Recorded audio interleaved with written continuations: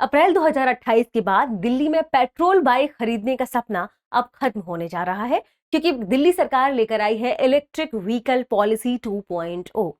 Electric vehicle policy 2.0 में दिल्ली सरकार ने कुछ बड़े बदलाव किए हैं, जिसमें पॉलिसी में कहा गया है कि 2028 के बाद नई पेट्रोल बाइक अब दिल्ली में नहीं चलेंगी। ध्यान रखिएगा, नई पेट्रोल बाइक के बारे में ये बात कही गई है।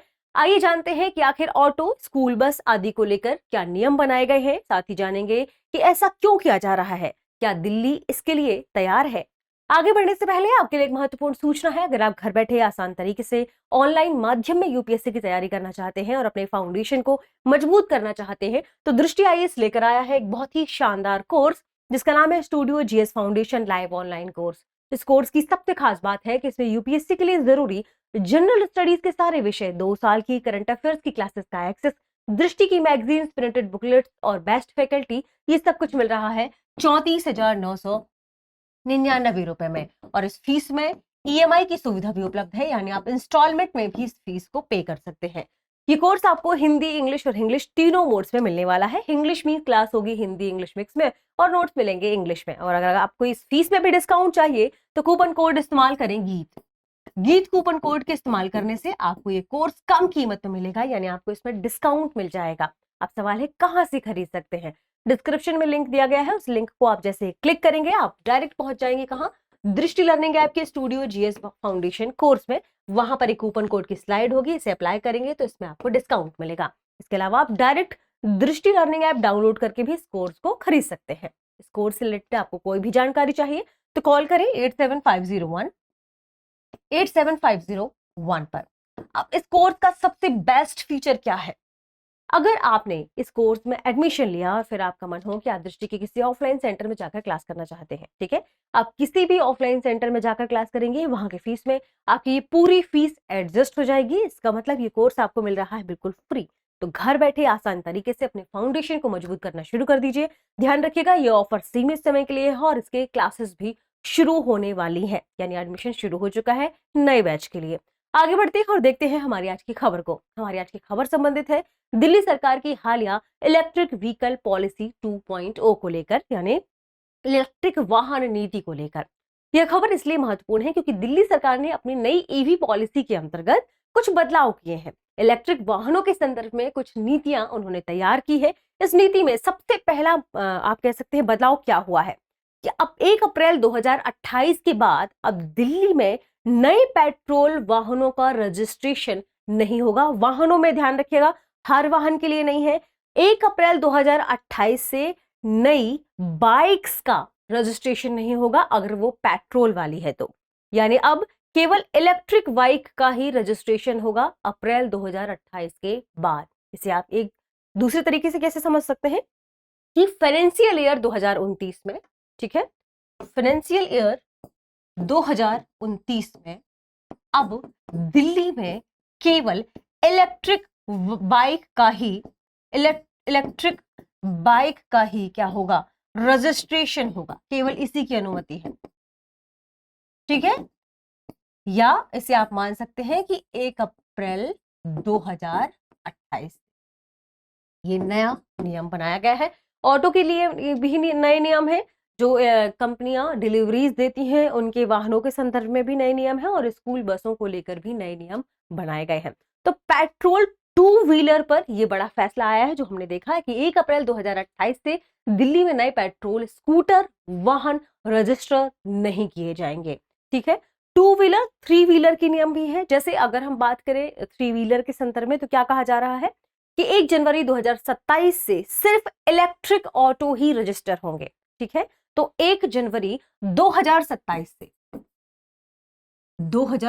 से क्या होगा, केवल इलेक्ट्रिक ऑटो का ही रजिस्ट्रेशन होगा। विस्तार से समझते हैं, आपके सामने लिखा हुआ है 1 अप्रैल 2028 से दिल्ली में पेट्रोल वाली नए 2 पहिया वाहन जैसे बाइक या स्कूटर रजिस्टर नहीं होंगे।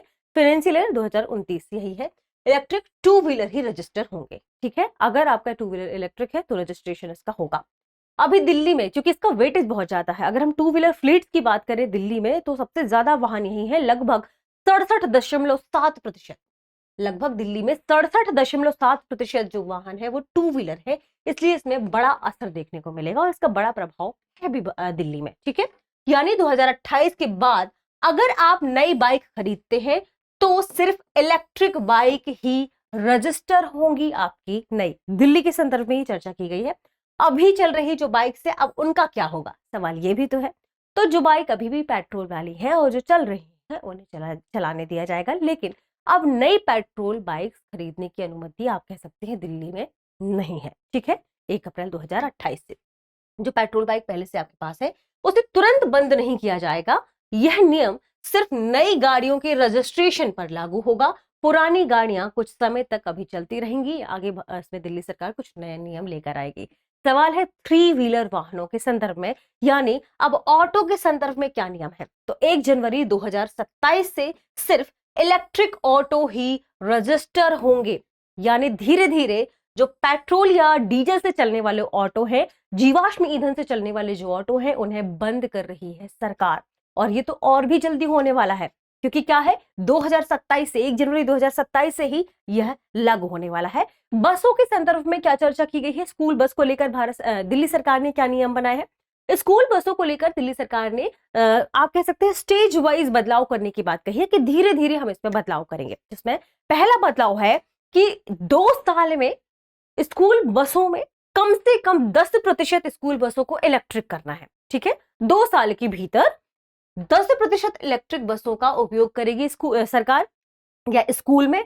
फिर आया 3 साल में, तो 3 साल में 20% इलेक्ट्रिक बसों का इस्तेमाल करना होगा स्कूल को। ठीक है, और जो तीसरा इसमें चरण जोड़ा गया है, क्योंकि इसे अलग अलग स्टेज वाइज किया जाएगा, यानी पॉलिसी में स्कूल ट्रांसपोर्ट के लिए चरणबद्ध बदलाव का प्रावधान किया गया है कि 2 साल के भीतर 10% इलेक्ट्रिक वाहन हो गए, 2 साल के बाद 3 साल में 20% इलेक्ट्रिक वाहन होंगे, और 31 मार्च 2030 तक कम से कम 30% इलेक्ट्रिक वाहनों का इस्तेमाल होगा स्कूल बसेस के संदर्भ में। तो 31 मार्च 2030 तक कम से कम 30% इलेक्ट्रिक बसों का इस्तेमाल या वाहनों का होगा। इस नियम के अनुपालन के लिए शिक्षा विभाग को जिम्मेदारी सौंपी गई है। तो इस नियम का अनुपालन सुनिश्चित करने के लिए कौन है, शिक्षा विभाग, दिल्ली सरकार का शिक्षा विभाग इसकी जिम्मेदारी देखेगा। कैब और डिलीवरी कंपनियों पर भी इसका असर पड़ेगा। क्या, यानी जो कैब है, जो डिलीवरी कंपनीज है, कैब आप सभी जानते हैं कई सारे ऑनलाइन प्लेटफॉर्म है जो कैब की सुविधा देते हैं। डिलीवरी इस कंपनी के बारे में भी आप जानते हैं, काफी पॉपुलर डिलीवरीज कंपनी है, उनके संदर्भ में भी कुछ इलेक्ट्रिक वाहन का प्रावधान किया गया है। जैसे 1 जनवरी 2026 से कैब एग्रीगेटर्स कई कंपनियां हैं और डिलीवरी कंपनियां जो है वो नई पेट्रोल और डीजल गाड़ियां अपनी फ्लीट में शामिल नहीं कर पाएंगी। ध्यान रखिए, उनके लिए तो कब से शुरू हो गया, 1 जनवरी 2026 से शुरू हो गया है। ठीक है, तो अब देखिए धीरे धीरे अब जल्दी से इसमें बदलाव होने वाले हैं। इसके अलावा आपने देखे होंगे जो कैब है या जो डिलीवरी कंपनी है इलेक्ट्रिक वाहन का इस्तेमाल कर रही है लगातार, ये उसी का परिणाम है। यह नियम खासतौर पर लागू होगा किस पर, छोटे मालवाहक जो वाहन है उन पर। छोटे मालवाहक वाहन मतलब जो डिलीवरी देती हैं वैन, उन पर लागू होगा। दूसरा 2 पहिया वाहन पर यानी 2 व्हीलर्स पर यह खास तौर पर लागू होगा। ये भी आपको ध्यान रखिएगा, इसमें 2 चीजों को शामिल किया गया है। हालांकि 31 दिसंबर 2026 तक BS6 पेट्रोल 2 पहिया वाहन जोड़े जा सकते हैं। अब सवाल है कि अगर यहां पर कह दिया गया है कि 1 जनवरी 2026 से इलेक्ट्रिक ऐसे वैन का इस्तेमाल होगा या इलेक्ट्रिक वाहनों का इस्तेमाल होगा इन कंपनियों के द्वारा, तो फिर ये बात क्यों लिखी है कि 31 दिसंबर 2026 तक BS6 पेट्रोल 2 पहिया वाहन का इस्तेमाल होगा? क्योंकि BS6 जो पेट्रोल वाहन है उनमें सल्फर डाइऑक्साइड